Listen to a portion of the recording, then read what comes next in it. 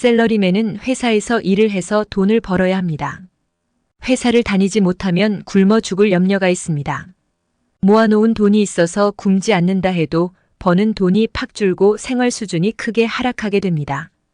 그래서 샐러리맨은 회사와 정부가 요구하는 일을 해야만 합니다. 교육을 받아라, 월급을 조금 줄이겠다, 세금을 올리겠다, 건강보험비를 더 걷겠다 등등의 조치를 할 때마다 샐러리맨은 그걸 받아들일 수밖에 없습니다.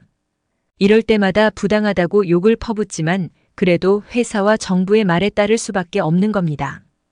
회사의 요구, 정부의 정책은 어쨌든 효과를 발휘합니다. 문제가 되면 파업을 하거나 거리에 나가 정부를 향해 시위를 합니다. 그러나 그렇게까지 했는데도 하라고 하면 할 수밖에 없습니다. 아무리 회사와 정부의 요구가 과도하다 해도 회사를 그만두지는 못합니다. 그만두면 먹고 살 길이 막막해집니다.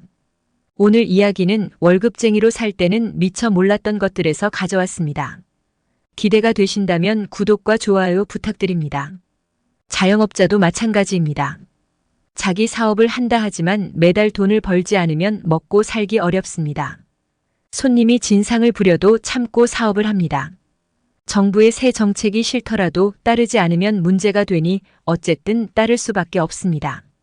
샐러리맨도 자영업자도 어떤 환경에서든 일을 해야만 합니다. 일은 필수입니다.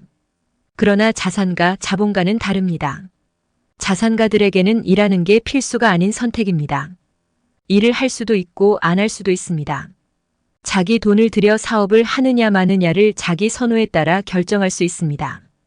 바로 이 점이 자본주의의 특징을 결정짓는 것입니다. 몇십억 이상의 자산을 가지고 있는 사람은 일하는 게 선택입니다. 정부가 새로운 정책을 갖고 와서는 따르지 않으면 감옥에 보낸다고 했다 합시다. 샐러리맨, 자영업자는 정책을 따를 수밖에 없지만 자산가는 다른 선택지가 있습니다. 정부가 이런저런 부당한 요구를 하면 그냥 사업을 접어버리면 됩니다. 아예 사업을 그만둬버리면 마음에 안 드는 그 정책을 따르지 않을 수 있습니다. 직장인과 자영업자는 일을 그만두면 먹고 살 길이 막막해지지만 자산가는 아닙니다. 그냥 가진 돈으로 충분히 잘 먹고 살 수 있습니다. 자산가들은 원래 일하지 않고 놀고 먹는 존재였습니다. 중세시대의 돈 많은 귀족들은 일하지 않았습니다. 매일 파티를 하고 사냥을 하며 지냈죠. 조선시대 돈 많은 양반들도 일하지 않았습니다. 사서 삼경을 읽고 시를 쓰고 과거 시험 공부를 하며 보냈습니다. 일은 평민들이나 하는 거였습니다. 그런데 자본주의 시대에는 달라졌죠. 자산가들에게 그냥 놀고 먹지 말고 일을 하라고 합니다.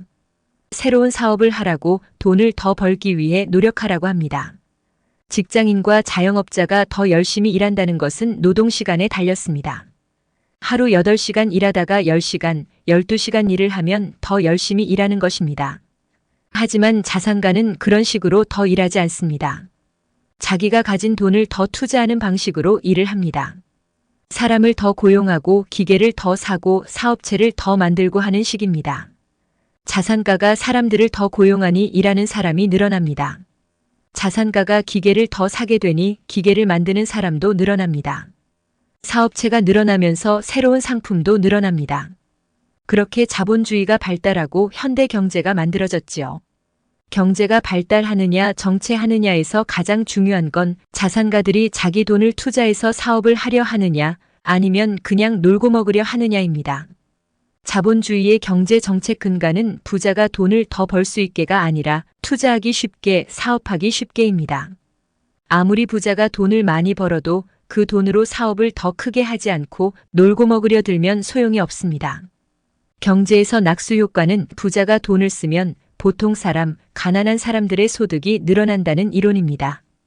그런데 낙수 효과가 작용하려면 돈을 번 부자가 그 돈으로 투자를 해야만 합니다. 단지 부자들의 소비만 늘어난다면 낙수 효과가 발생하지 않습니다.